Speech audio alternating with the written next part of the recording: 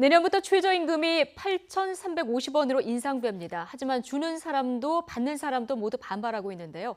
문 대통령은 지난 대선에서 최저임금을 2020년까지 10,000원으로 인상한다는 공약을 내기도 했었죠. 자, 오늘 오후 문 대통령 주재 수석 보좌관 회의가 열리는데 어떤 언급이 있을지 주목됩니다. 자세한 얘기 김병민 경희대 개관교수 그리고 추은호 와이든 해설위원과 나눠보겠습니다. 두 분 어서 오십시오. 안녕하세요. 안녕하세요. 지난 주말에 최저임금위원회가 내년도 최저임금을 8,350원, 그러니까 10.9% 정도 인상인데요. 지금 소상공인협회, 노동계 모두가 반발하는 이런 상황이 됐습니다. 그렇습니다. 이 문제를 어떻게 풀지 정말 우리 사회가 같이 고민해야 될 문제가 아닐 수가 없는데요. 원래 그 문재인 정부 들어서 이렇게 최저임금을 10,000원까지 2020년까지 10,000원으로 올리겠다라고 한 것은 소득주도 성장에 어떻게 보면 제노믹스의 핵심적인 그런 사항 아닙니까? 가장 우리 사회의 취약층인 이 취약계층의 임금을 소득을 올리지 않고서는 우리 사회의 불평등의 문제를 해소할 수 없다라고 하는 그런 큰 원칙이 하나 있고요. 또 우리 사회가 지나치게 수출 주도로 했기 때문에 내수 시장이 약하지 않습니까? 네. 만약에 이런 저소득층들에게 주로 혜택이 들어갈 최저임금을 인상을 하게 되면은 내수 진작 효과가 상당히 있을 거다. 그러니까 소비가 늘어날 거다라고 그렇게 정부는 기대를 한 거죠. 예. 그러면 자연히 우리 내수 시장이 강화될 것이다라고 이런 선순환 구조가 이루어지면 좋은 건데 그렇지만은 현실적으로는 보면은 최저임금이 인상되면서 특히 소규모 영세 상인들의 인건비 부담이 굉장히 늘어나기 때문에 예. 이것이 고용 감소로 이어질 수 있고 오히려 저소득층의 고용 악화로 그런 결과를 낳는 그런 또 한편으로는 물가 인상으로 이런 부정적인 영향을 낳기 때문에 이런 악순환의 고리에 빠지게 되면은 오히려 더 우리 경제가 활력을 잃게 되는 그런 부작용이 나올 수도 있습니다. 그렇기 때문에 예. 이 문제를 어떻게 다뤄가느냐 하는 것이 문재인 정부의 가장 핵심적인 지금 당면한 과제가 예. 아닌가라는 생각이 듭니다. 참 어려운 문제인데 지금 뭐 편의점 가맹점주들은 가맹점주들대로 반대를 하고 노동계는 노동계대로 또 10.9%면 적은 그 인상액은 아닌데도 불구하고 실질 임금이 줄어들었다 이런 주장을 하는 거 아니겠습니까? 그러니까 노동계에서 반발하고 있는 거는 얼마 전에 있었던 근로기준법 개정안 때문에 그렇습니다. 예. 그러니까 우리가 최저임금 산입 범위를 확대했다라고 얘기를 하고 있는데 그동안 이제 상여금 그리고 복리후생비 같은 경우에는 최저임금에 포함되지 않았거든요. 네. 그중에 일부 법을 개정해서 이거를 최저임금에 포함하게 되니까 지난해 그러니까 올해 최저임금이 7,530원으로 굉장히 큰 폭 인상이 됐음에도 불구하고 결국은 실질적인 소득이 감소하는 효과가 있기 때문에 2019년도 최저임금은 훨씬 더 큰 폭으로 올려야만 한다라고 주장했던 게 사실입니다. 반영을 해서 올렸어야 된다는 근데 거죠? 이제 여기에 대해서 특히 이 배려하지 못했던 부분들이 분명히 존재하는데요. 우리가 지금 편의점주들을 비롯한 영세 소상공인들이 굉장히 극한 반발하고 있다고 얘기를 하는데 그 당시 법 개정할 때도 논란이 됐던 게 주휴 수당을 넣는지 마는지에 대한 여부였습니다. 예. 그러니까 예를 들어서 일주일에 15시간 이상을 연속해서 근로를 하게 됐을 경우는 하루의 휴식 시간을 줘야 되는데 네. 그게 이제 수당으로서 포함이 되는 거거든요. 이 주휴 수당까지 최저임금에 만약에 포함하도록 지난번 근로기준법 개정할 때 같이 갔으면 일부 편의점주들이라든지 아니면 소상공인들한테 숨통을 좀 틔워줄 수 있는 건데 지금 여기서 얘기하고 있는 건 주휴 수당은 최저임금 산입 범위에 포함되지 않았기 때문에 이번에 최저임금이 8,350원으로 인상되고 났을 때 주휴 수당을 포함하고 나니 실제로 1만 원이 넘게 되는 상황이 오더라. 그럼 우리는 도대체 누구에게 하소연을 해야 되는 것인가? 이렇게 지금 굉장히 여러 가지 상황들이 악화돼서 꼬여 있는 전국입니다. 지금 말씀하신 대로 이번 최저임금 인상한 이 결정에 누구보다 편의점 점주들, 소상공인들 반발이 굉장히 거센 이런 상황인데요. 문제는 임금을 정상적으로 줄 수 없는 상황에서 일방적 정책에 동의할 수 없다 이런 입장입니다. 들어보시겠습니다. 지금 현재도 네네. 자기가 본인이 사장이 한 12시간 정도 근무해도 네네. 70만 원 정도만 손에 쥐는 경우가 어려운 분들이 굉장히 많습니다. 예. 2017년도에 이제 저희가 2018년도 맞이하면서 급박한 인상이 됐지 않습니까? 네네. 그러면 저희가 2019년도에도 어느 정도 오르라는 예상이 됐고, 그 다음에 거기에 대해서 좀 준비를 했어야 되는데, 네네. 그런 준비가 하나도 없었다는 거죠. 임금을 정상적으로 줄래야 줄 수 없는 이 어려운 환경 속에서 일방적으로 이루어지는 어떤 임금 정책은 저희는 동의할 수 없기 때문에 생존을 위한 저항을 할 수밖에 없다고 다시 한번 말씀드리고요. 그러니까 사장 본인이 12시간 정도 일을 해도 70만 원 정도밖에 못 가져간다. 이런 상황에서 이렇게 올리면은 우리는 고용을 지속할 수 없다. 이런 지금 주장을 하고 있는 거거든요. 결과적으로 지금 실사용자를 고려하지 않은 탁상 행정이었다. 이런 지금 비판을 하고 있는 겁니다. 그렇습니다. 우리 사회에서 소상공인이라고 갑은 아니거든요. 역시 마찬가지로 의뢰 입장인데 예. 또 거기에 대해서 또 이제 그 고용된 그 최저임금 생활자들은 또 을이고 거기다 네. 병이라고 할 수 있을 정도로 예. 그렇기 때문에 을과 을의 전쟁이다라고 이렇게 지금 표현하는 표현이 많은 것 같습니다. 적절한 표현이라고 생각이 드는데 예. 그렇기 때문에 이런 그 최저임금 인상의 부담이 고스란히 그 상인들에게만 전가돼서는 예. 문제가 있다. 그래서 지금 정부나 에서 고민하고 또 같이 고려돼야 될 문제가 그 대기업 가맹점에 대한 로얄티를 좀 낮춰야 된다. 거기다가 신용카드 수수료를 좀 더 인하해야 된다라는 예. 문제. 거기다가 대부분이 이렇게 그 임대에서 영업을 하지 않습니까? 건물 임대료를 상한을 좀 제한을 해야 된다라고 하는 그런 노력들이 동시에 이루어져야 된다는 거죠. 물론 여기에는 법 개정이 필요한 부분들도 상당히 많이 예. 있고요. 그래서 예를 들어서 상가 임대차 보호법 같은 것들이 반드시 개정이 돼야 될 문제가 있는데 그것은 그 국회에서 지금 좀 계류 묶여 있는 중인 거죠. 상태인 상황입니다. 그러니까 최저임금을 이게 어떻게 접근하느냐 이 부분이 굉장히 중요한데 결국 이번 최저임금 인상 지금 주는 사람도 받는 사람도 만족하지 못하는 이런 결과를 불러오는 상황입니다. 지금 말씀하신 대로 정의당 윤소아 의원이 이번 최저임금 인상안을 을과 병과의 싸움이 돼서는 안 된다 이렇게 주장했는데 이 얘기를 들어보고 다시 돌아오겠습니다. 이용세 우리 소상공인의 어려운 상황을 모르는 바 아니고 그러면 그 공감하는 부분도 있습니다. 예. 근데 이것이 을과 병의 싸움의 구도를 이렇게 몰아가서는 안 된다는 겁니다. 소상공인들께서도 최저임금이 너무 높다 이렇게 말씀하신 게 아니라 최저임금 올려주고 싶어도 돈이 없다 이거 아닙니까? 프랜차이즈점이 이야기를 할게요. 예. 3만 1,000개라고 하는데 요즘 뭐 7만 편의점에서 동행용 이야기까지 나왔는데 그러니까요. 우선 본사에서 35%를 우선적으로 떼어간다는 거예요. 과도한 로얄티죠. 그리고 일반 이제 중소기업에 대해서 하청에 대한 그 단가 후려치기. 또 상가 임대료도 공중족발 사건도 있었잖아요. 예. 이런 근본적인 원인을 먼저 상대로 책임을 묻고 해결하는 것이 우선이지 않겠어요? 자, 이 문제를 어떻게 풀어야 될까요? 윤소아 의원도 지적해 주셨고 추은호 해설위원도 앞서 지적을 해 주셨는데 지금 이 최저임금 얼마나 올리냐 안 올리냐 이 부분보다 지금 임대료 문제라든가 본사의 갑질 문제, 로열티 문제 이 부분을 먼저 풀어야 된다 이런 주장이잖아요. 그러니까 이제 편의점 같은 경우는 특히나 프랜차이즈의 갑질 문제가 있기 때문에 이 매출에 대한 전체적인 부분들 속에서 지출되는 비용이 인건비만 있는 게 아니지 않느냐. 임대료도 있고 프랜차이즈에 대한 여러 가지 비용들이 있는데 이걸 왜 인건비에만 초점을 맞춰서 어렵다고 얘기를 하느냐라고 지적하는 것 같습니다. 예. 그렇다면 이 프랜차이즈에 가맹돼 있지 않는 소상공인 같은 경우들이 최저임금 인상을 통해서 굉장히 어려움을 호소하는 경우는 과연 어떻게 해석할 것인가.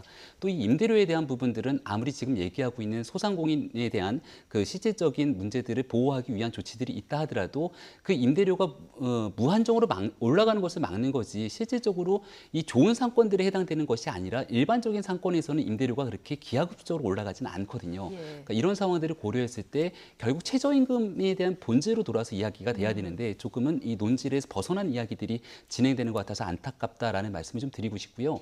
정부 입장에서는 지난해 이제 7,530원으로 올해 최저임금이 급격하게 인상되니까 일자리 안정자금이라 그래서 3조 원의 예산 재정을 투입합니다. 이걸 통해서 그 임금이 최대한 한 190만 원 정도가 넘지 않은 사람들에 대해서 어느 정도 한 10만 원이 조금 넘는 금액들을 보존해주는 조치를 취하고 있지만 그럼에도 불구하고 영세 소상공인들이 겪게 되는 최저임금 인상에 따른 어려움은 굉장히 극한적으로 호소를 하고 있는 거거든요. 그러니까 지금 이 문제에 대해서도 현 정부도 이견이 좀 갈리는 것 같습니다. 김동연 경제부총리 그리고 홍종학 한동학 중소벤처기업 장관 같은 경우도 여러 가지 좀 다른 목소리, 예. 속도 조절에 관한 얘기를 하고 있는 상황이기 때문에 일단은 지금 현재 벌어진 이 상황에 대해서 정부가 어떤 대책들을 마련해야 될 것인지에 대한 후속 조치에 총력을 기울여야 되는 상황인 것 같습니다. 예. 그 문재인 대통령 대선 공약이 2020년까지 최저임금 10,000원 아니겠습니까? 그렇습니다. 그런데 지금 올해 8,350원까지 올랐으면 내후년에는 19.7% 거의 1,650원이 올라야 된다고 그러더라고요. 그렇습니다. 그러니까 내년에 결정할 최저임금이 거의 20% 가까이 올라야지 10,000원에 도달하는 겁니다. 예. 그렇기 때문에 현실적으로 내년에 그 9.7%를 인상하기는 불가능한 상황이 현실이라고 보여진다면은 사실상 2020년 10,000원 최저임금 실현은 폐기됐다라고 저는 보는 것이 사실상 폐기됐다. 그렇게 예. 보는 것이 옳은 것 같고요. 이제 정부에서 계속 일자리 안정자금을 작년에 3조 이내에서 그걸 했고 올해도 아마 3조 이내에서 예. 지원을 할 것 같습니다. 그렇지만은 이건 이제 문제가 뭐냐면은 최저임금 경우에는 결국 민간 기업의 문제거든요. 그것을 과연 그 부족 부분들을 재정을 통해서 늘려주는 것이 과연 어느 정도까지 할 수 있느냐. 예. 물론 올해 했고 내년에는 뭐 비슷한 규모로 한다 그러지만은 무조건 이걸 늘리고 확충하고 또 기간을 늘린다는 것도 사실 문제가 있는 거거든요. 한계가 있을 수밖에 그렇습니다. 어차피 없으니까. 세금을 통해서 왜 민간 기업의 문제를 일시적으로 하냐, 지속적으로 영구적으로 해두냐 이 문제가 끊임없이 제기될 예. 수 있기 때문에 정부의 그런 재정 확대를 한다라는 것도 분명히 한계를 갖고 있고 김덕연 부총리도 그 부분은 충분히 인식을 하고 있는 것 같습니다. 네. 공약은 사실상 폐기됐다 이렇게 말씀을 하셨는데 야당은 지금 소득주도 성장 이 부분을 기조를 완전히 바꿔야 된다 이런 주장을 하고 있지 네. 않습니까? 이 부분은 어떻게 보십니까? 그러니까 이제 소득주도 성장이 굉장히 의미가 있는 정책으로 추진을 해왔던 것 같습니다. 근데 소득주도 성장이 성공적으로 정착하기 위해서는 최저임금이 인상되는 만큼 일반 서민들의 주머니가 두둑해지고 경기가 활성화돼야 되거든요. 그럼 그 선순환 효과가 어디까지 가야 되냐면 편의점 점주들을 비롯한 영세 소상공인들의 매출이 굉장히 많이 올라야 됩니다. 그렇게 해서 매출이 올라서 소득이 늘다 보면은 충분하게 더 주머니가 두둑해지기 때문에 최저임금 인상한 만큼 근로자들을 더 채용해서 돈을 줄 수가 있게 되는 거거든요. 하지만 대한민국 경제 같은 경우는 내수 경제에 굉장히 많은 부분들을 차중한다기보다는 실질적인 수출 주도형 이 성장을 예. 쭉 추진해 오지 않았습니까? 근데 지금 대한민국의 경제 상황이 굉장히 좋지 않은 게 미국과 중국의 무역 전쟁 때문에 그 여파에 대한민국이 중간에 딱 껴있는 상황입니다. 그래서 외부 경제적인 요인으로 굉장히 안 좋은 대외적 환경이 있는데 여기에 최저임금이 급격하게 인상되다 보니까 경기는 안 좋아서 오히려 들어오는 매출은 줄어들게 되는데 나가게 되는 지출 비용이 많아지게 되면은 한계 기업들이 도산할 수 있는 가능성을 배제할 수가 없거든요. 그럼 결국 현 정부에서 가장 중요하게 생각했던 서민들에 대한 일자리 문제까지 꼬이게 되는 상황이 올 수 있습니다. 그래서 지금 정부 내에서도 소득주도 성장과 함께 혁신 성장의 두 바퀴를 같이 돌려야 된다는 얘기가 계속 나오고 있는 건데요. 혁신 성장이 기본이라고 하는 거는 4차 산업혁명을 비롯해서 이 제조업 분야 그리고 대한민국에 나아갈 미래 먹거리를 개발해야 되는 건데 이 부분에 조금 더 힘을 줘서 나아가지 못하게 됐을 경우는 대한민국의 일자리 문제도 해결할 수 없기 때문에 현재 정부 입장에서도 굉장히 많은 고민이 있지 않을까 생각이 듭니다. 예, 오늘 오후에 해외 순방 마치고 돌아온 문재인 대통령 수보회의 오랜만에 이제 주재하는데 여기서 어떤 언급을 할지 이 부분 좀 주목해서 봐야 될 것 같습니다. 문재인 대통령의 또 다른 고민 지금 개각이 아닐까 싶은데요. 그렇습니다. 이번 개각 소폭일까요? 중폭일까요? 어느 정도로 예상하십니까? 일단 개각 시기가 문제인데요. 예. 개각 시기가 지금까지 원구성이 아직 마무리되지 않았습니다. 그렇죠. 상임위원장 선출이 오늘 오후에 예정이 돼 있는데 상임위원장 선출되고 그리고 각 상임위원회 누가 어떤 의원들이 이제 포진이 될지가 다 정리가 돼야지 이제 원구성이 마무리되는 것 아닙니까? 예, 그렇죠. 원구성이 마무리돼야지만이 개각이 이루어지더라도 새 장관에 대한 인사청문회가 정상적으로 진행이 될 수가 있습니다. 그것 때문에 문재인 대통령이 개각을 하고 싶어도 할 수 없는 그런 상황이 지금까지 유지가 됐었는데 이제 원구성이 마무리되면은 개각이 임박한 것으로 보입니다. 지금 개각 시기를 놓고 보면은 상식적으로는 지방선거에서 여당이 크게 승리를 했기 때문에 개각 요인이 별로 없다라고 보는 것이 일반적인 시각이고요. 예, 크지 않을 것이다. 네, 그게 일반적인 예. 시각이었고 지금까지 계속 유지돼 왔던 시각인데 최근 들어서 조금씩 상황은 좀 바뀌는 것 같습니다. 예를 들어서 기무사 논란 때문에 송영무 장관의 처신이 예. 부적절한 측면이 많았다. 그래서 과연 국방장관이 포함이 되느냐. 예. 그리고 고용노동부 장관이 최저임금이라든가 뭐 이런 부분들 때문에 포함될 것이냐. 예. 그리고 저는 가능성은 별로 낮다고 봅니다만 김부겸 장관이 전당대회 출마하기 위해서 대표 출마하기 위해서 교체될 것이냐라고 예. 하는 몇 가지 장관들의 개각이 여부가 예. 좀 주목이 되는 부분입니다. 예, 이 관전 포인트 한 3가지 정도를 짚어주셨는데 일단 민주당 전대와 맞물려서는 김부겸 행안부 장관이 유임되느냐 마느냐 이 부분이 가장 관심 아니겠습니까? 네, 그럼에도 불구하고 많은 전문가들이 아마도 김부겸 장관이 개각 대상에 포함되지는 않을 것 같다는 얘기들이 많이 나오거든요. 개각 대상이 포함이 되더라도 후기를 이제 지명을 하고 그리고 청문회를 거쳐야 되는데 청문회를 거쳐서 최종적으로 행안부 장관 자리에 앉기 전에 전당대회에 출마하는 모습 자체가 아무래도 그림이 좀 나오지 않기 때문에 결국은 김부겸 장관은 유임되지 않을까라고 하는 전망들이 나오고요. 예. 저는 조금 굉장히 주목해서 봐야 될 부분이 법무부 장관이 아닌가 생각이 됩니다. 지금 문재인 정부에서 굉장히 주도적으로 시행하겠다고 했던 게 바로 이 사법개혁에 관한 부분인데 예. 박상기 현 법무부 장관이 그 부분을 조금 속도감 있게 끌어내기에는 아무래도 정무적으로 좀 역할에 무리가 있는 것은 아니냐.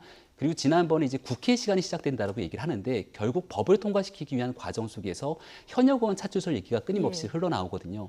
그래서 전해철 의원 등을 비롯한 이 율사 출신의 현역 의원들 중심으로 이 법무부 장관 개각설이 좀 나오고 있는 상황인 것 같고요.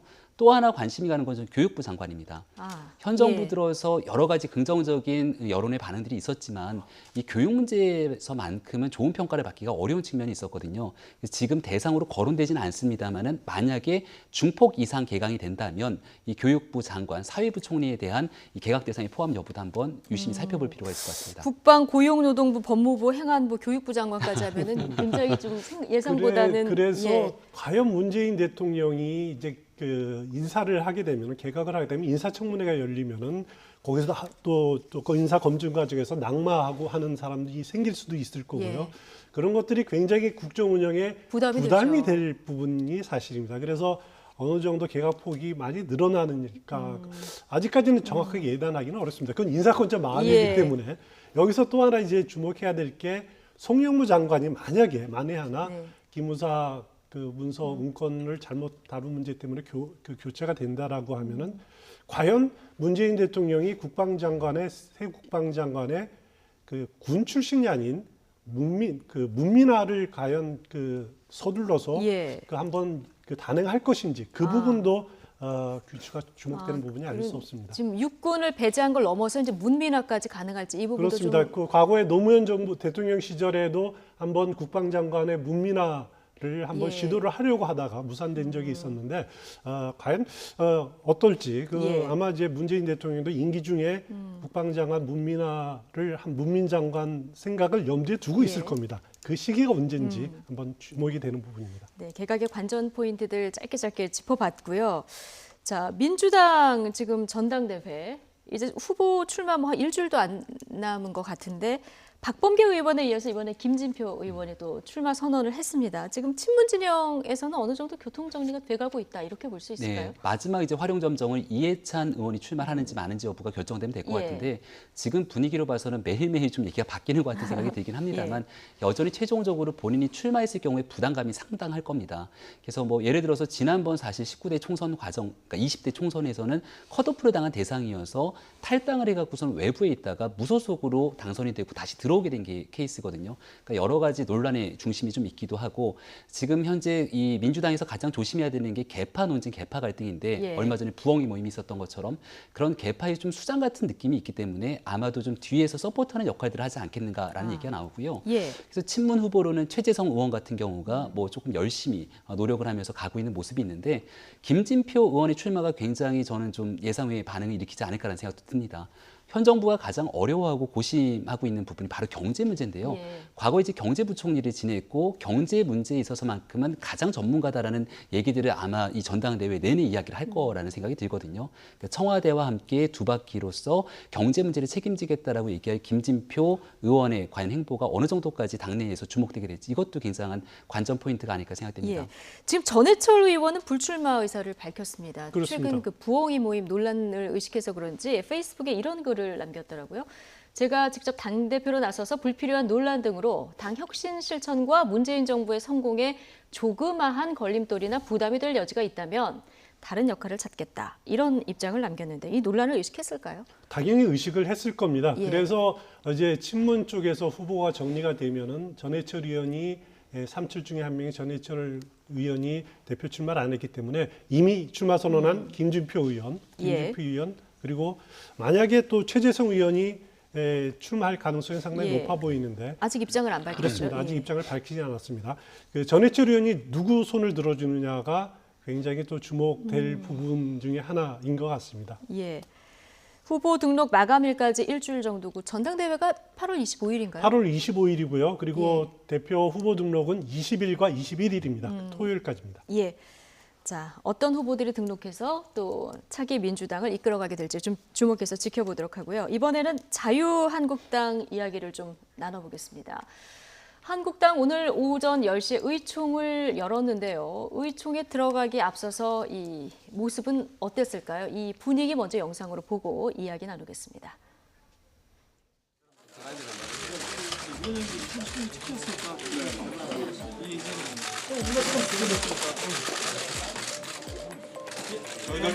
저희들도 1시 40분에 정론관에서 구체적인 의견을 말씀드리겠습니다.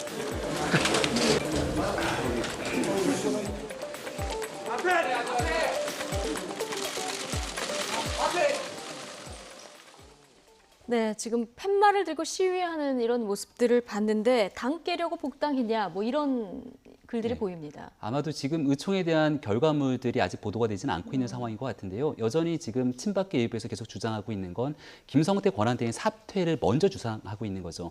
사퇴하고 난 뒤에 여러 가지 문제를 해결하겠다라고 하는 건데 바른정당이 창당됐던 당시에 김성태 지금 권한대행이 당 사무총장을 지냈습니다. 그러다 보니까 그 당시 있었던 당을 버리고 나갔던 인사가 어떻게 자유한국당의 실질적인 주인 행세를 하려고 하느냐라고 얘기를 하면서 이 복당파 의원들에 대한 강한 불신을 나타내게 되거든요. 그러니까 지금 아마 친박계 의원들 같은 경우는 박근혜 전 대통령 탈당 이후로 제대로 된 목소리를 내기가 힘든 상황이었습니다. 그 지점에 홍준표 전 대표가 나타나서 당을 장악했던 거고요. 지금은 홍준표 전 대표가 실질적인 당의 영향력을 행사하지 못하고 나가게 되니 결국은 지금 목소리를 내서 당을 차지할 수 있는 구심점이 돼야 되는 것은 친박계가 아니냐라는 얘기들을 하고 있는 것 같은데 이러한 갈등의 골이 깊어지기 시작하면서 결국은 지금 일단 이 비상대책위원회를 출범을 시켜야 되는데 비상대책위원회가 출범할 수 있지 않을 거다라고 하는 여러 가지 우려까지 제기되는 상황입니다. 그러니까요. 비대위원장 추인이 가능할까 싶은 것이 대표 권한대행한테 계속 나가라고 하고 있는 이런 상황이 지금 계속 반복이 되고 있는 거거든요. 그렇습니다. 오늘 의원총회장 앞에 나온 분들은 이제 재건 비산 행동이라고 그 원외 당협위원장들 위주로 이렇게 구성된 모양이죠. 이건영 씨도 아까 모습이 보였는데 지난번에 삭발 그렇습니다. 삭발 투쟁을 했었고 그리고 나름대로 이렇게 해서는 안 되는 그 의원들 명단도 발표도 하고 했던 그 측인데 지금 의원총회가 10시부터 열렸습니다마는 어떤 내용이 오갔는지 전혀 지금 알려지지는 않고 있습니다. 그리고 내일 11시에 전국위원회가 예정이 돼 있습니다. 그 전국위원회에서 이제 비대위원장을 지명하면은 비대위 체제로 전환하게 돼 있는데 김성태 원내대표의 입장은 그겁니다. 의원총회에서 비대위원장에 대한 의견을 수렴하겠지만은 의원총회라는 것이 당무를 결정하는 기구는 아니다. 의원들의 당무 현안에 대해서 보고를 하고 의견을 듣는 기구지 당의 중요한 의사를 결정하는 기구가 아니다. 그것은 당 전국 상임위원회, 전국위원회에서 또 이제 전당대회에서 결정할 부분이기 때문에 그것을 비상대책위원장을 누굴 선임할지 하는 것은 전국위원회 누굴 내놓을지는 그거는 대표 권한대행인 자신의 권한이다. 그렇기 때문에 의원들의 오늘 아무리 반대가 있어도 내일 정상적으로 11시에 전국위원회 열어서 그 인선을 하겠다라고 하는 것이 지금까지 입장입니다. 물론 만약에 의원들의 의견이 완강하게 완강하면은 좀 입장을 수정할 가능성도 있겠죠. 근데 친박 의원들이 보이콧을 해버리면 어떻게 되는 겁니까? 무산될 수도 있는 겁니까? 일단 전국위원회가 의사 정적수, 의결 정적수를 채우면은 문제 없이 열리는 데는 문제가 없을 겁니다. 네. 하지만은 기억하시겠지만은 2016년 4.13 총선이 마치고 그 당시에 혁신 비대위원장을 김용태 의원을 임명하기 위해서 당시 정지석 그 원내대표 겸 대행이 전국위원회를 소집하지 않았습니까? 예. 하지만 친박계가 불참함으로써 아예 회의 자체가 진행이 안 됐었죠. 예. 그런 전례가 있습니다만은 그 기간 동안에 그 사이에 홍준표 전 대표를 중심으로 해서 상당히 그 물갈이가 이루어졌다라는 거죠. 그래서 전국위원회의 친박의 그 비중이 상당히 낮아졌기 때문에 아마 김성태 원내 대행으로서는 지금 정족수는 채울 수 회의가 있을 것이다. 정상적으로 열릴 것이다라고 예. 자신을 하고 있는 것 같습니다. 예. 그런데 이제 비대위원장 후보 5명으로 압축한 다음에 한국당에서 당원 50%, 일반 50%에서 여론조사 경선을 하자 이런 얘기가 나왔었다가 이제 후보들 일부가 이제 반발하지 않았습니까? 이러다 보니까 또 김성태 권한대행에게 최종 한 명 선출권을 주자 이렇게 되는데 이러다 보니까 또 논란이 되고 있어요. 네, 맞습니다. 김성태 권한대행이 한 명을 최종적으로 추천한다 그러면 당 대표 권한대행이 그러한 권한을 갖고 있는 것이냐라고 해서 김성태 권한대행을 향한 굉장히 강한 비난의 목소리가 있을 수 있는 거고요. 예를 들어서 지금 전국위원회를 무산시키지 않겠느냐는 얘기가 나오는데 이 무산을 시키려면 명분이 필요합니다. 그 명분에 대해서는 김성태 권한대행이 독단적인 전행이다. 아마 이런 얘기를 하고 싶지 않은가라는 생각이 들고요. 그래서 지금 말씀하셨던 것처럼 주말 기간 동안에 한번 고민을 하지 않았습니까? 여기에 대해서 여론조사로 한번 이 5명 중에 1명을 뽑는 것들에 대한 고민을 했는데 그렇게 하게 됐을 경우는 지금 있는 5명 인물 중에 2명으로 압축이 될 겁니다. 그게 바로 김병준 전 교수, 국민대 교수 그리고 박찬종 변호사 이 두 사람 정도로 압축이 될 것 같은데 여기에 대해서 이 목소리를 강하게 내는 강성 친박계 인사들이 있고요. 하지만 한국당 내에서 초재선 의원들 중에 친박계이지만 강하게 목소리를 내지 않고 뒤에서 관망하는 인사들이 있거든요. 이분들이 만약에 김병준 교수가 실제로 비대위원장으로 온다고 하게 됐을 경우에 이 부분을 어떻게 바라볼 것인가에 대한 고민들이 있을 것 같습니다. 예를 예. 들어서 강성 친박계가 전당대회를 다시 치러서 당을 장악한다고 한들 2020년 총선 과정에서 국민들의 사랑받는 정당으로 재탄생하지 않으면 특히 수도권 중심에 있는 국회의원들은 본인들에 대한 패배가 불보듯이 뻔한 일이거든요. 그럴 바에는 차라리 누군가가 나서서 당을 개혁해줘야 되는 건데 나의 목숨은 건들지 않으면서 당을 개혁할 수 있는 중간 정도의 인사로서 김병준 교수에 대해서 적정 수준에 무마하고 가는 것은 아니냐 이런 전망들도 있거든요. 그래서 아마 뚜껑을 열기 전까지는 한국당의 상황을 아무도 쉽게 예측하기는 어려운 상황인 것 같습니다. 근데 지금 김병준 교수 얘기가 나왔으니까요. 지금 또 하나 논란이 되는 것이 안상수 준비위원장이 김진태 의원에게 전화를 해서 김병준 교수를 좀 비판해달라 이렇게 회유성 전화를 했다. 이런 의혹이 지금 의혹이 제기된 상황입니다. 그렇습니다. 그것 때문에 지금 자유한국당 내부가 무척 시끄럽습니다. 예. 그 안상수 위원장은 뭐 그런 적 없다. 내가 한 30여 명의 의원들하고 통화했고 의견 들었지만 그런 적이 없다라고 부인을 하고 있지만은 예. 또 마침 그 주장이 나온 이후로 김진태 의원이 또 그 페이스북에 올려서 예.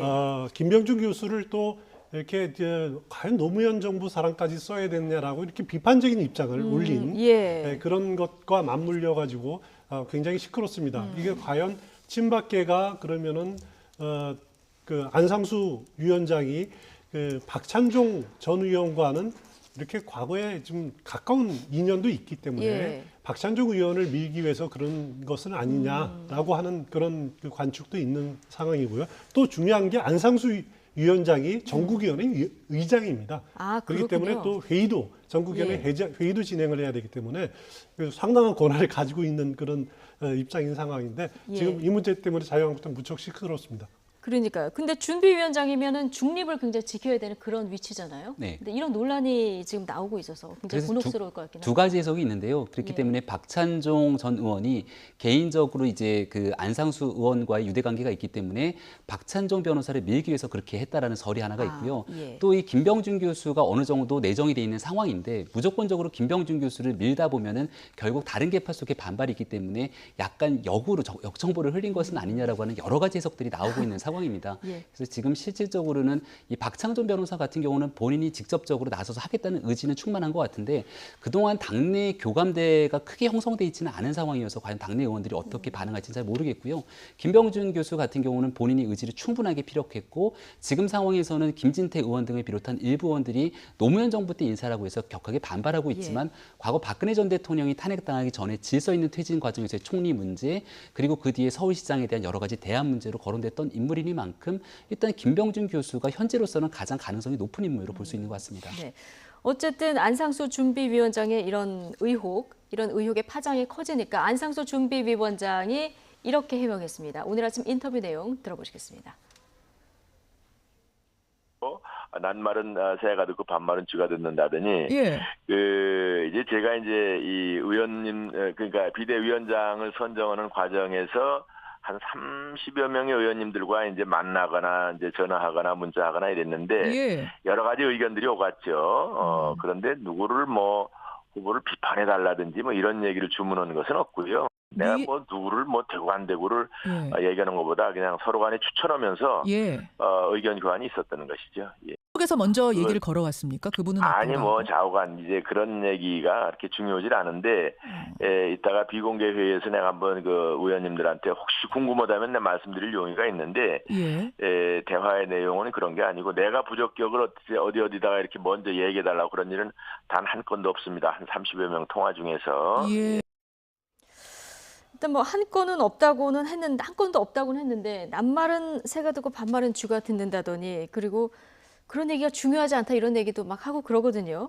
지금 이 얘기만 들어보면은 이런 얘기가 실제로 전화 통화에서 있었는지 없었는지를 명확히 알기 좀 힘든 것 같아요. 어떻게 들으셨습니까? 그렇습니다. 그 정확하게 알기는 어렵습니다. 예. 알기는 어렵지만은 그래도 일반적으로는 여기서 이제 안상수 위원장이 김병준 대표보다 교수보다도 박찬종 의원을 민다라고 하는 부분에 대해서 또 한번 또 눈여겨 보여야 될 필요가 있는 게 박찬종 전 의원이 계속 주장하고 있는 것이 제왕적 대표의 권한을 약화해야 된다. 그걸 줄여야 된다. 중앙당은 연락사무소 정도로 줄여야 된다. 그리고 원내 정당화를 해야 된다라는 소신을 계속 피력해 왔거든요.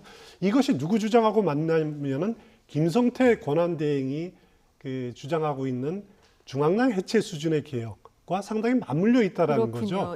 그렇기 때문에 일맥상통한 주장을 하는 두 부분이 그 안상수 위원장의 뭔가를 파악을 하고 이렇게 지금 나서고 있는 것 아니냐라고 하는 의구심을 품기에 충분한 대목인 거죠. 그렇지만은 앞서 말했듯이 전화로 해서 뭐 권유를 했다라는 진상은 정확하게 알기는 어려운 것 같습니다.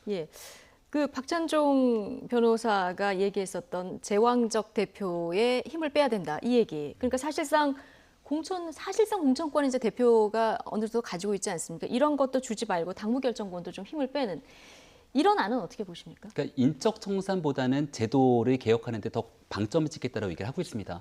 지금 친박계가 가장 불편하게 생각하는 게 박근혜 전 대통령에 대한 탄핵의 책임을 지고 다 이선 후퇴해라. 공천에 관한 문제, 본인들의 정치적 목숨이 사실상 끝날 거를 두려워하는 부분들이 가장 큰데 여기에 대한 이야기를 하지 않는 거죠. 그리고 한국당이 지금 가지고 있는 제도적인 문제, 방향적인 문제에 손을 대겠다라고 하는 부분에서는 김병준 교수의 얘기나 박찬종 변호사의 얘기가 일맥상통하는 것 같습니다. 그렇다 보니까 친박계 강성 의원들 일부는 계속해서 비대위를 무산시키고 전당대회를 열어야 된다고 주장하고 있지만 그렇지 않은 한 대다수의 이제 보편적인 인사들 같은 경우에는 일단은 비대위를 통해서 국민들께 쇄신받는 정당으로 살아나는 것에 대한 이 보편적인 공감대가 형성될 수도 있는 거거든요. 그래서 지금 언론을 통해서 보도되고 있는 한국당의 분위기 그리고 내부에 들어가서 이야기가 나오고 있는 분위기가 조금 더 다를 수가 있는 상황이기 때문에 오늘 의총을 통해서 과연 누구 한 명으로 결정이 된다 그러면 전국위원회가 실질적으로 통과돼서 비상대책위원회가 출범할 수 있는 가능성도 여전히 살아나 있는 카드인 것 같습니다. 어쨌든 비대위원장 빨리 뽑아서 앞으로 나가야 되는데 대표 권한대행의 사퇴를 계속 도돌이표로 반복하고 있는 한국당입니다. 내일 전국위에서 무사히 새 대표가 뽑힐 수 있을지 좀 주목을 해서 봐야 되겠죠? 결국 이 문제는 공천권 때문에 그럽니다. 공천 문제 때문에 그럽니다. 자유한국당 의원들은 과거에 친이계가 친박계 학살한 경험도 공천 학살한 경험도 갖고 있고 또 친박계가 친이계를 공천 학살한 경험도 갖고 있습니다. 만약에 비대위원장이나 비대위원장이 이어서 뽑히될 등장하게 될 전당대회를 통해서 나타나게 될 새로운 대표가 강력한 거론을 가지고 자신들을 그 인적 청산의 대상으로 삼는다라고 하면은 자신의 정치 생명이 끝난다라고 하는 그런 심각한 그 위기의식을 느끼고 있는 거거든요. 그렇기 때문에 비대위원장이 관리형이 돼야 된다라는 그런 주장을 계속 펴고 있는 거고요.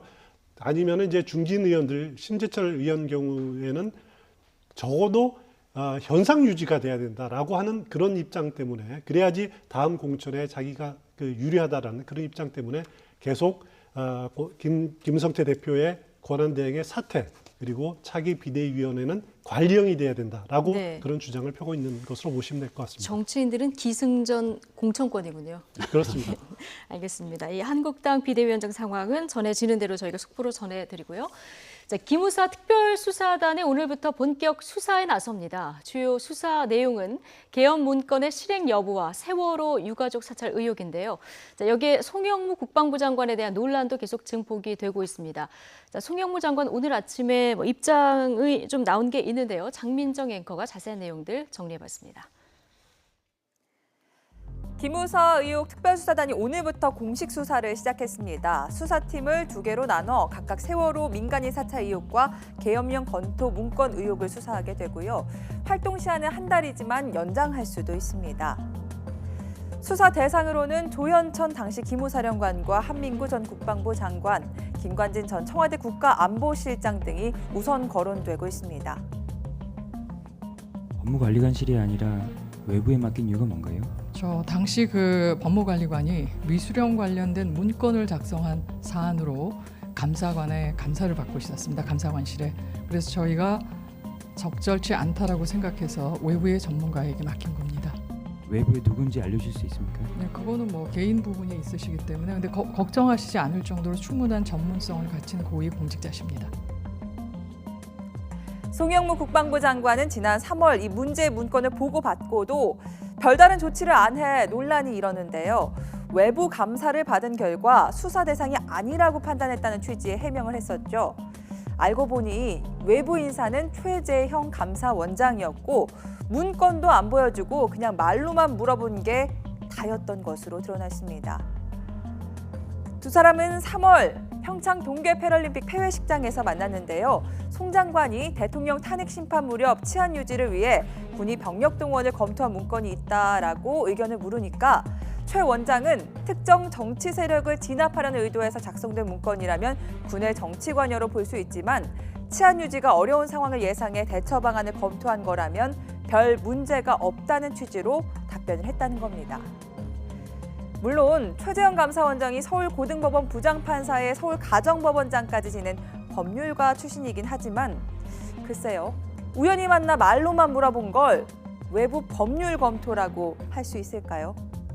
뒤늦게 국방부는 착오라고 해명했지만 비난을 피하기는 어려워 보입니다. 네, 지금 장민정 앵커가 얘기한 이 얘기부터 좀 해보겠습니다. 지금 그러니까 송영무 장관이 계엄령 문건을 보고받고 왜 넉 달 동안 아무것도 하지 않았냐 이런 논란이 이니까 외부의 법리 검토를 의뢰했다. 국방부에서 보면 대변인이 이렇게 얘기하는 거 조금 전에 보셨는데 이 외부 전문가가 그러니까 최재형 감사원장이었던 거예요? 네, 그렇게 지금 판명이 나고 있는 거죠. 그러니까 감사관실에 감사를 받고 있는 상황이었다라고 얘기를 하고 있으면서 여기에 대해서 충분한 전문가라 그랬는데 감사원장이니까 전문가는 분명한 상황인 것 같고요. 다만 여기에 대한 문건들을 보여주지는 않고 구두로서 문제가 없는지에 대해서 이야기를 듣고 오갔던 관계였던 것 같고 이것으로 끝나는 것이 아니라 청와대 보고 문제도 막 불거지지 않았습니까? 그게 이제 지금 나오고 있는 송영무 국방장관의 입장이 4월 달에 이야기를 하긴 했으나 그것 또한 이제 구두로 보고를 했다는 겁니다. 그러니까 결국 문건에 대해서 이 자세한 문건들이 공개가 됐을 경우에 여러 가지 이 불미스러운 사건들이 좀 발생하지 않을까라고 하는 우려들이 좀 있었던 것 같고요. 송영무 장관이 줄기차게 해명했던 부분은 이 내용들이 실제로 6월 지방선거를 앞두고 있기 때문에 정치적으로 오해 살 소지가 있다는 게 첫 번째였고 우리가 4월 같은 경우는 이 남북 정상회담이 있었던 굉장히 예민하고 민감한 시기 아니었겠습니까? 여기에 대해서 이 기무사 문건 같은 부분들이 외부로 공개됐을 때에 대한 여러 가지 문제들, 그러니까 정치적인 내용들까지도 송영무 장관 그리고 내부적인 이 군 내부의 사기적인 문제 여러 가지를 주로 고민한 흔적들이 좀 있지 않은가라고 하는 생각이 들긴 합니다. 예. 지금 그러니까 오늘 송영무 장관의 입장을 국방부 대변인이 또 이제 해명을 오전에 했었는데 지금 보면은 3월 16일 날 기무사 문건을 보고를 받았다는 거거든요. 그런데 이제 말씀하신 대로 평창올림픽 있고 남북 정상회담 있고 뭐 지방선거 있기 때문에 정무적 판단을 했다는 거예요. 그렇습니다. 그래서 얘기를 안 하고 있다가 4월 30일에 이 청와대 참모진에게 이 문건의 존재를 얘기를 했는데 여기서 또 문제는 해당 문건을 또 전달하진 않았다는 거예요. 청와대가 얘기한 회색지대가 이런 거였는지 싶습니다. 그렇습니다. 그 송영무 장관이 일단 최재형 감사원장에게 의견을 들었다라는 것도 동계 패럴림픽, 평창 패럴림픽 폐회식 때였거든요. 그 예. 자리가 뭐 1대1로 만나서 심각하게 이야기할 수 있는 자리도 아니고 여럿이 만나는 자리에서 뭐 슬쩍 물어본 것 같습니다. 뭐 자료도 보여주지 않고 그렇기 때문에 일반적인 대답밖에 나올 수 예. 없는 것인데 그거를 외부 전문가에게 법리 검토를 거쳤다라고 표현하는 것 자체가 너무 자의적으로 편하게 생각한 게 아닌가라는 예. 생각이 들고요. 그게 이제 물어본 게 3월 16일 이틀 뒤인 3월 18일입니다. 그리고 청와대하고 참모진하고 회의를 했다라는 것은 4월 30일입니다.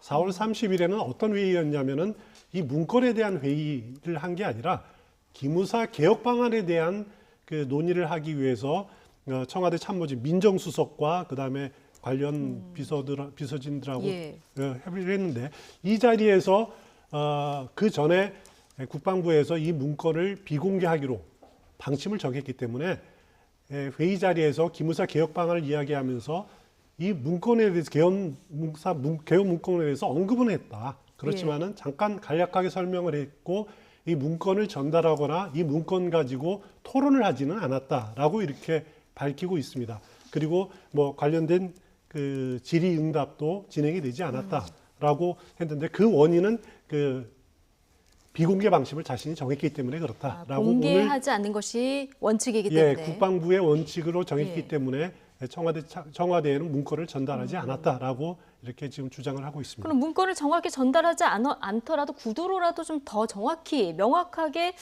좀 처리를 했어야 되지 않을까 이런 이제 뭐 의혹들이 지금 나오는 것 같은데요. 기무사 문건이 송영무 장관에 대한 논란으로 지금 번지는 이런 상황이 돼버렸습니다. 정의당 김종대 의원은 그런데 청와대의 문제점도 제기했습니다. 직접 들어보시죠. 사실 문재인 정부는 집권 초기에 기무개혁을 하려고 그랬죠. 그러나 1차적으로 시기를 놓쳤던 것 같고 그러면서 이게 상당 기간 지체되면서 굉장히 추진 체계가 복잡할 뿐만 아니라 기무개혁 TF도 불과 출범한 지 2달밖에 안 됩니다. 그런데 그 기무 문건이 이제 3월에 발견됐다는 거 아닙니까? 그렇죠. 계엄 그 검토 문건인데 이 처리 과정을 보면 처음에 감사원에 구두로 의뢰를 했고, 그 다음에는 그 기무개혁 TF가 돌아가는 걸 관망하면서 문건 처리를 지연시켰고, 그 다음에 이제 와서는 이제 기무개혁을 추동하기 위해서 문건을 폭로하는 이런 3단계로 이어지거든요.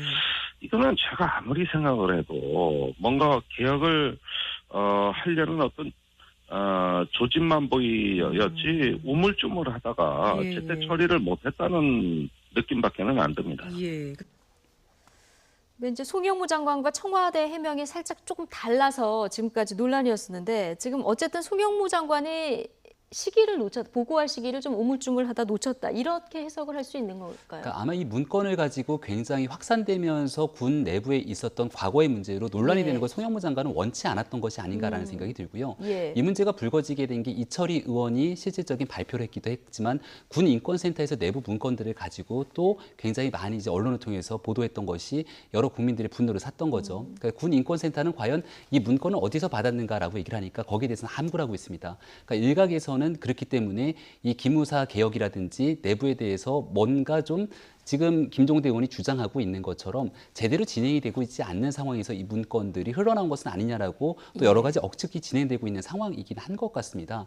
근데 지금 송영무 장관도 마찬가지고 청와대 입장에서도 만약에 이 문건 비공식으로나마 구두로 보고는 한 거잖아요. 4월 달에. 그래서 만약에 문제가 심각하다라고 하는 지금의 대통령과 인식을 같이 했더라면은 뭔가 공식적인 수사라든지 내부의 문제들을 삼아야 되는데 그런 일상적인 조치들을 하지 않았던 상황으로 봐서는 현재 군의 내부에 있는 굉장히 산적한 복잡한 문제들을 함께 고민하지 않았을 수 없다라는 생각이 저는 개인적으로 들고요. 예. 왜냐하면 4월 달에 있었던 판문점 선언 이후로 이 군 내부에 대한 여러 가지 기조와 흐름들이 많이 바뀌기 시작합니다. 특히나 한미연합훈련이 중단되기도 하고 그동안 우리가 대한민국이 북을 주적으로 삼아서 해왔던 여러 가지 일들에 대한 변화가 일어나게 되는데 여기에 덧붙여서 기무사마저도 이제 우리가 과거에 얘기했던 것처럼 적폐 세력으로 규정하게 되는 개혁 작업들이 굉장히 급속하게 진행될 경우 군 내부의 사기라든지 여러 가지 고민하지 않을 수 없었다라는 생각이 들거든요. 예. 그러니까 지금은 군 내부에 있는 개혁의 문제와 과거의 문건 문제 이 모든 것들이 한 가지가 아니라 여러 가지가 좀 서로 맞물려 있는 상황이 아닌가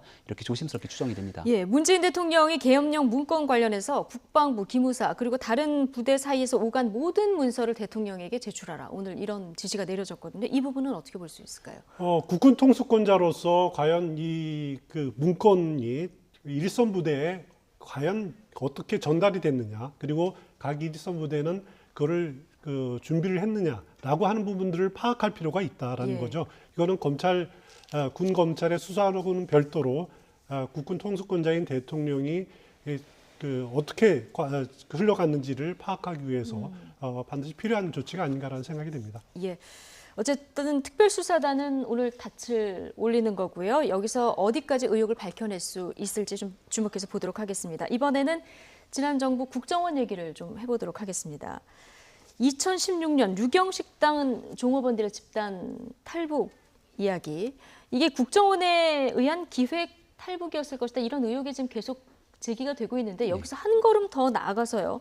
국정원이 이번에는 사실상 시쳇말로 꼬셔서 탈북을 했다. 지금 식당 지배인이었던 허모 씨가 이렇게 지금 주장을 하고 나섰습니다. 네, 맞습니다. 식당 허광일 전 유경식당 지배인의 주장인데요. 원래 본인은 국정원의 협력자였다라는 겁니다. 예. 근데 그 내용들이 좀 탄로나게 되는 상황이었다라고 얘기를 하고 있는 상황인데 예. 그 사람들이 나보고 이제 종업원을 데리고 한국에 오게 되면 한국 국적을 취득하게 도와주겠다. 그리고 동남아의 식당을 열어줄 건데 그러면 거기에 종업원들을 데리고 와서 식당을 하면 된다라고 설득을 했다라고 주장을 하고 있는 상황인 것 같습니다. 예. 근데 이제 일각에서는 그렇다면은 왜 이와 같은 얘기들을 2년이 지난 지금의 시점에 와서 이야기를 하는 것이냐라고 좀 예. 문제가 제기가 되고 있는 상황이어서 예. 여러 가지 진실 논란들이 불거지고 있는 상황이고요. 가장 최근에 이 유엔 인권보고관도 일부 이 탈북 여종업원에 대한 인터뷰를 하고 난 뒤에 문제를 제기하고 나선 터라 이게 국제적으로 굉장히 민감한 문제거든요. 그래서 그러니까요. 지금 이 허광일 씨가 주장하고 있는 상황이 보편적인 진실인 것인지 아니면 북에 있는 특수한 상황을 가정해서 지금 이렇게 얘기를 할 수밖에 없는 상황인 건지 굉장히 여러 가지 추측들이 난무하고 있는 상황입니다. 그러니까 지난번에는 내가 국정원에 협조했는데 이것이 들통날까 봐 내가 국정원에 SOS를 쳐서 넘어왔다 했는데 지금 한 걸음 더 나가서 국정원에서 국정원 아지트로 쓸 수 있는 식당을 동남아시아에다가 차려줄 테니까 나와라 이렇게 얘기를 했다는 건데 이건 조금 더 차원을 넘어가는 얘기이기 때문에요.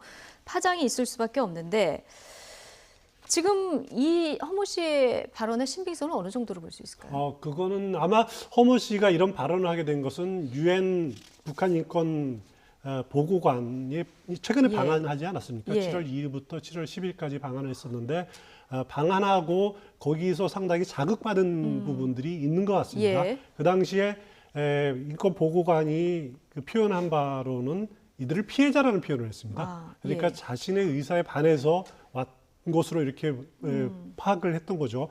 그렇게 만약에 유엔 인권 보고관이 유엔 총회나 유엔 인권위원회에 보고서를 앞으로 제출할 텐데 이거에 대해서 마찬가지로 피해자다, 국가에 의한 납치라는 식의 결론을 내렸을 경우에 굉장히 우리 정부로서는 타격이고 타격이 될 수밖에 없는 거고 또 본인들 이렇게 이제 허모 씨 식당 지배원들이나 아니면 식당 종업원들 경우에는 개인적으로 북으로 갈지 아니면 한국에 남을지 제3국으로 갈지 선택을 해야 되는 그런 문제가 있는 것 같습니다.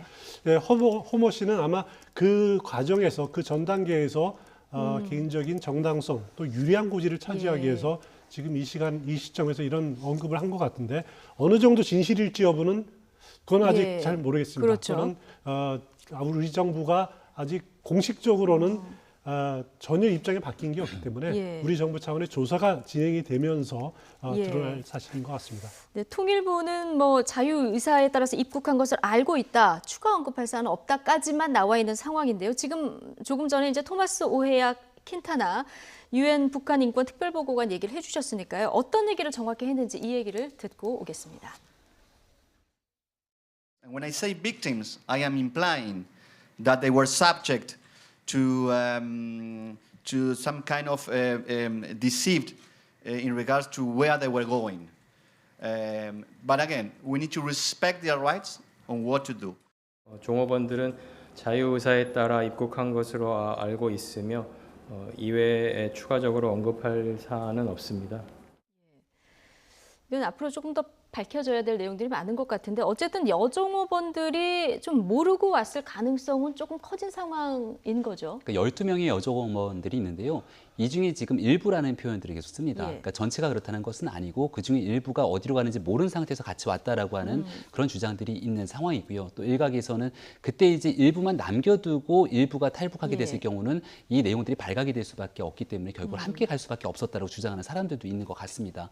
그러니까 여러 가지 주장들이 좀 맞서고 있는 건데 가장 우려되는 건 북한이 이 문제를 끊임없이 제기를 해왔고 국제사회 속에서 북한에 대한 인권 문제를 끊임없이 거론하지 않습니까? 오토 원비어에 대한 문제부터 북한의 인권 문제를 거론할 때마다 이 문제를 들고 나오게 되겠죠. 그러면 공개적으로 이 문제에 대해서 대한민국 정부가 인정을 하는 순간 대한민국은 납치를 한 국가가 되게 되고 북한은 인권에 관한 피해를 본 국가가 되는 거거든요.